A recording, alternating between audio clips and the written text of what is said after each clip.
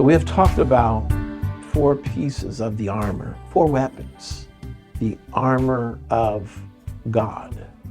We talked about loins girded about with truth. We talked about having on the breastplate of righteousness. We talked about having our feet shod with the preparation of the gospel of peace. And we talked about having the shield of faith. Fifthly, the other weapon that you have to have is the helmet of salvation.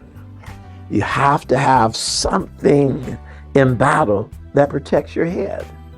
And the helmet of salvation is what is given to protect me here. And this happens to be the control center for everything else. If I can protect my mind, how I think in the natural, then that will help me win in the fight. In the spiritual, if I can protect my mind and how I think, protect the head, I'll win this fight. And the helmet that he gives us is salvation. And when I think about the helmet of salvation, which is spoken of in Ephesians chapter 6, when Paul wrote to the church of Thessalonica, he called it something a little different. He called it the hope of salvation in 1 Thessalonians 5 and 8.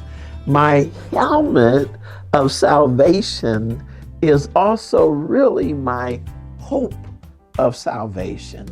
And remember, hope that is seen is not hope.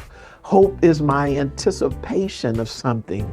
So even if it doesn't look good for me, I know he saved me. And he didn't bring me this far to bring me this far. He saved me so that he would save me.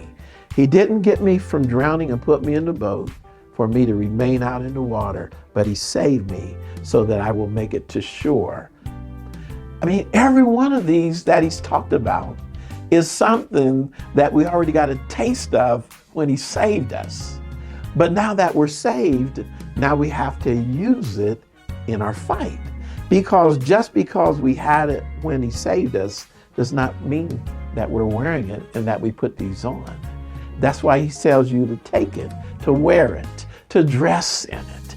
Helmet of salvation, how I think, whatsoever things are pure, whatsoever things are lovely, whatsoever things are pure, etc., etc., etc.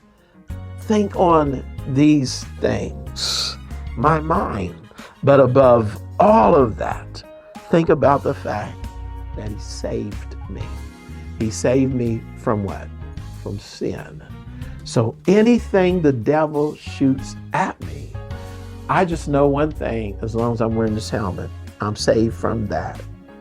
Put on the helmet of salvation, also called the hope of salvation. We'll talk about more how to use that. God bless you.